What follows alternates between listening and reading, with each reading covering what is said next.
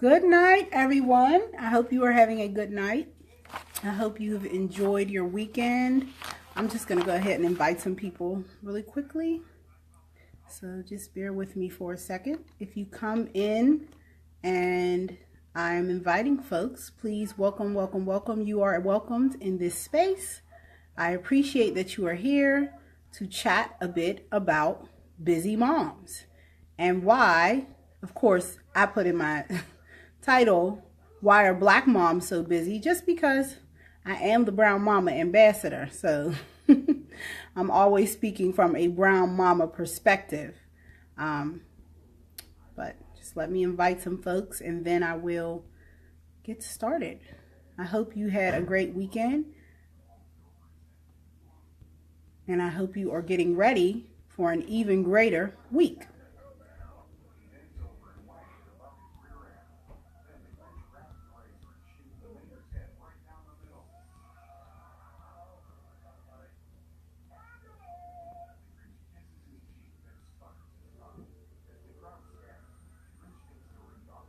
All right, I think that's good enough. Hey, Stacy. Hey, thank you for joining in. Thank you for joining in and talking with me and chatting with me. I appreciate you guys coming in to talk. My afro is a little big today. It is officially in fluff mode. So today's message is sponsored by the Diva 2 collection, which is a collection of t-shirts that I'm currently wearing. Check it out. And Diva actually means driven, inspired, victorious, and called to action. So if you like this t-shirt, you can get 15% off this t-shirt using the code Brown Mamas, and you can check in the top of this post to learn a little bit more about the Diva 2 collection.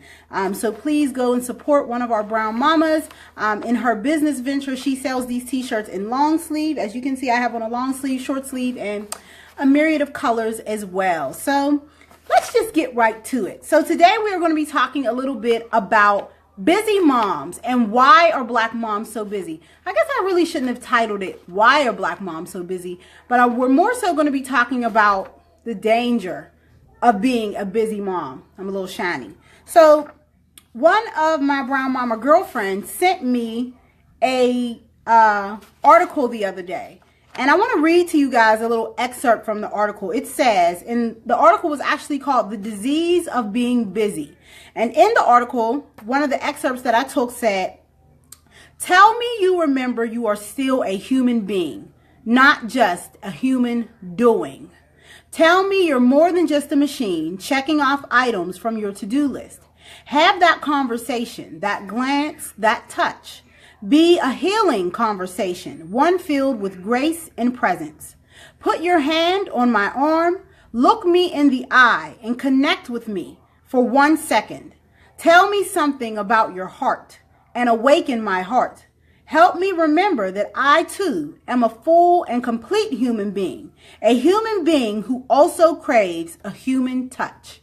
So we are talking about today the disease of being busy and how the epidemic of busy Black moms is hurting our collective consciousness as well as our communities.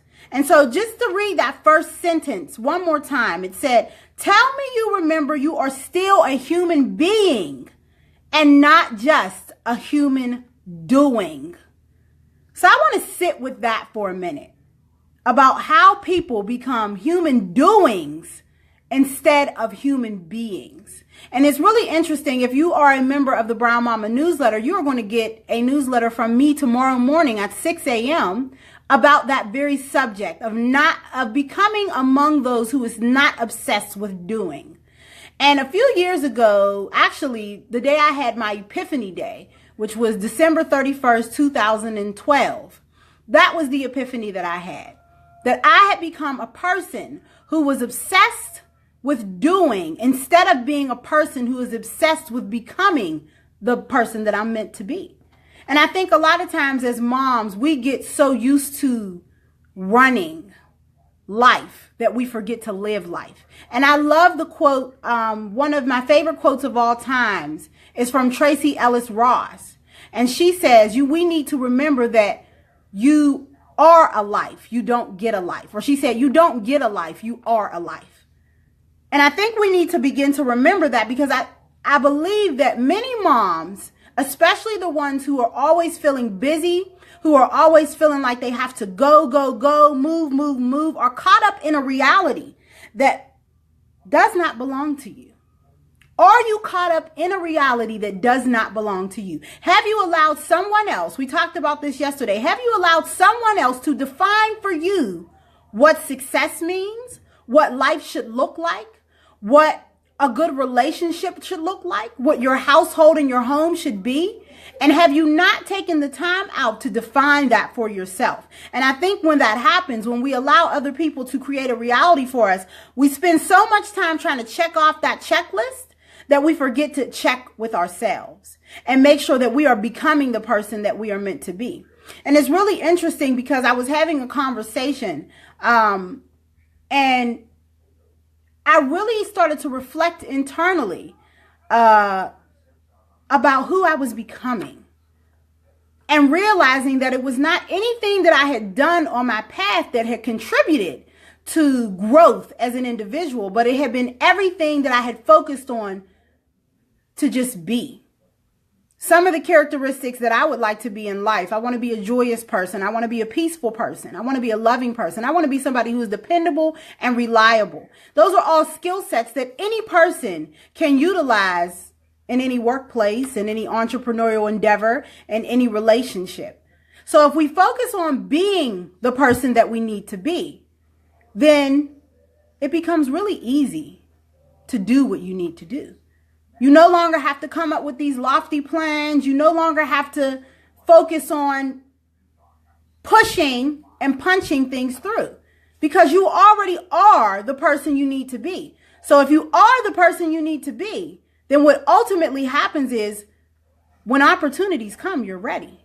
Because you've built the skills of reliability. You are a joyous person, so it's easy for you to accept happiness. It's easy for you to accept somebody else's compliments and love and be graceful and talk in a way that is easily receptive. And so I think we really need to get back to that and become, hey, Michelle, hey, Tiffany, hey, Keisha, hey, all the ladies that are on here. Don't think I'm ignoring you. I'm not. I'm just trying to stay, on my dean, in my square. So we really need to start to focus on not doing, but being, and allowing life to flow in a way that when things come, you're ready. And it doesn't have to be this. It's crazy because I run into moms all the time because I'm, do brown mamas. And so a lot of people know me as the brown mama. So I'll be out and people will be like, oh, hey, brown mama. And we'll get into these conversations, and I'm never amazed at the checklist that they start to run off to me. And sometimes I'm just like, whoa, slow down. Like, I don't care what you're doing. How are you? Like, are you doing well? How do you feel on the inside? Because oftentimes we become so obsessed with getting those things off that checklist that we forget about the internal, who we are becoming. And I also wrote down, many of us has confused busyness with wholeness. In our society, it has become so much of a good thing to run into somebody and they're like, I'm exhausted, I'm tired, I've been so busy in life. And it's like, but why is that good to be exhausted? Why do we glorify not having time for ourselves? Why does it make someone feel good on the inside to say, I just don't have time for self-care, or I don't have time to visit my family members, or that should not be a good thing. Like when somebody asks you, how are you? You should not say, I'm so busy, I just don't have time for anything. You should say, I'm well, sis. I am well. I feel good on the inside. I'm having a great day. It should not be this thing where you are just so broke down from the checklist in your mind that you can't even hold a conversation without checking off all these things. Well, yesterday I did this, and today I got to go to soccer practice, and tomorrow I got to do this. And it becomes, to a centered person, to a grounded person, it makes us look as if we are exacerbated and tired and broke down. And we have to get out of that mindset. And we have to start asking ourselves the question, what have you assumed to be true about your life? What assumptions have you made about your life that says that you must run on that treadmill? Because that's ultimately what's happening. You are assuming things about your future. And the best quote of all time, or one of my favorite quotes of all time, came from Will Smith when he said, "Fear is caused by a set of stories that you tell yourself about things that may or may not happen in the future." And this mindset of busyness comes from fear. It comes from the fear that I won't be able to accomplish it tomorrow. If I don't do it today, it's not going to happen. That's a lie. That's a lie that the devil told you to occupy your mind from becoming the person that you need to be. And so we need to really begin to think about that. What assumptions have you made about things that may or may not be true about your life? Because you are acting in a scarcity mindset when there is no scarcity that exists. Because you are everything that God could have ever wanted. That's why he created you. Everything that you need in your life to be the person that you are meant to be, you already have. You just got to flow into it. And how you flow into it is by focusing on being. So if you want to be, like me, a big time motivational speaker, well, what does that look like? What does that person have to have down on the inside to be able to pour out such a wealth of knowledge, a wealth of spiritual containment? What does that have to look like? And focus on that. Don't focus on, oh, boy, I got to get 20 speaking engagements by the end of the week. And if I don't, I'm just going to be exhausted and tired and sad. That's not going to get you nowhere. Like I always say, you have to emit the same vibrational frequency of your desires in order for you to attain them. You can only attain, it's like this. If your desire is full of joy and love and patience and kindness, you are not going to meet that same level of that desire if you are tired and broke down and exhausted and you haven't gotten here yet. So you can't even, truthfully, the amount of personality you got in your pocket can't even buy what's right here. So we have to begin to get out of this mindset of busyness and stop being a human doing and start being a human being. If you are on this video right now, please share this video. Please make sure you mark to get, notifications or whatever. And so I wanted to talk a little bit about how this affects our children, because I think that is we have to begin to realize that your kids are not listening to what you say.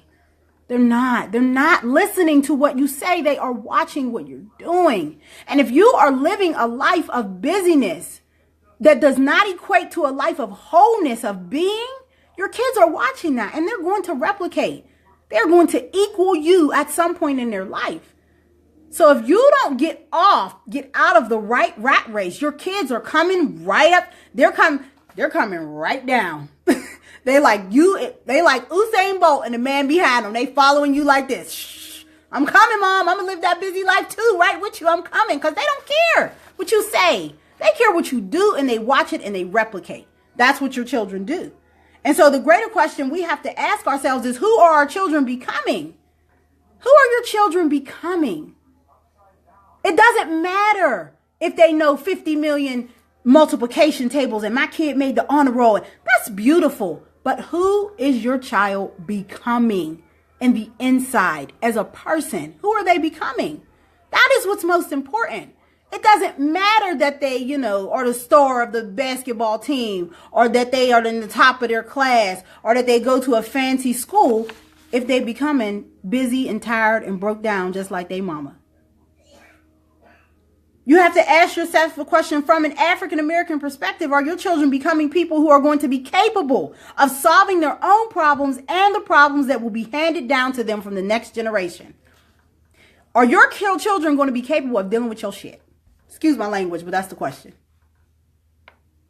Are they going to be capable of dealing with all of your greatness, all of your beauty, and all of your BS? Because if you're not preparing them to be the problem solvers, not only of their generation, but of the because we leaving problems, y'all. Best believe we making piles of dirt and they going to have to sweep it up. So the question is, are we preparing them to deal with it? Or are we preparing them to live the checklist life? Are we preparing them to be desperate and tired and exhausted because they can't be the CEO? Or are we preparing them to say, I don't care what I do. I care about who I am. And as long as I am the person I'm meant to be, I will be able to do whatever I need to do. Because it's in you. Because greatness is in you. It's in your children. It's all up in there. But you got to get in the flow. And the flow means that you have to be focused on being the person you need to be. And the last point that I'm going to make is that the greatest gift you can give your children is to align yourself with your own life force. That is the greatest gift you can give your kids. You can't give your children a better gift than to be the true, authentic you. And that means to be in direct alignment with your life source, with your God, with your creator. And you can't do that if all you're worried about doing is checking off that checklist. You can't do that. If you get up in the morning and the first thing you do is get online, is that in an alignment with your life source? Is that a good thing for your children to mimic? I'm just saying. I'm just asking. I'm just asking. Because I'm guilty too. I ain't going to sit up here and act like I ain't never done it. Because I've done it too. But what I know for sure is it ain't right. At the end of the day, it ain't right. And you got to call a spade a goddamn spade. And I think that's a big problem in our society. We don't want to call a spade a spade. We want to act like stuff that ain't right, that everybody know ain't right. Hey, Tammy, is right. And it ain't right. It ain't right. So, are you connected to your life source? Have you made the divine supreme connection with which your children can then model after you? I'm just saying. So, let me see. I might have one more point. Oh, my last point is that the last thing I wanted to do is to define what real productivity is. And it's really interesting because I was up at 2 a.m. The last few nights, the creator has been waking me up and working on me, y'all. Let me tell you. Waking me up and working on me. I was up at 2 a.m., went to bed at about 9, woke up at 2 a.m. And I started listening to these African drummers on YouTube. And it came to this one video where it was these villagers making music, but no one was intentionally making music. It was just women at the wash bin, women making dough, men hammering and cutting down trees. And the collective noise turned into music. And I was like, that's productivity. Rhythm. Rhythm is productivity. Because I wrote down, productivity is a dance that is not to be done alone, but is to sit inside of a greater scheme to advance the collective consciousness of our people and our world.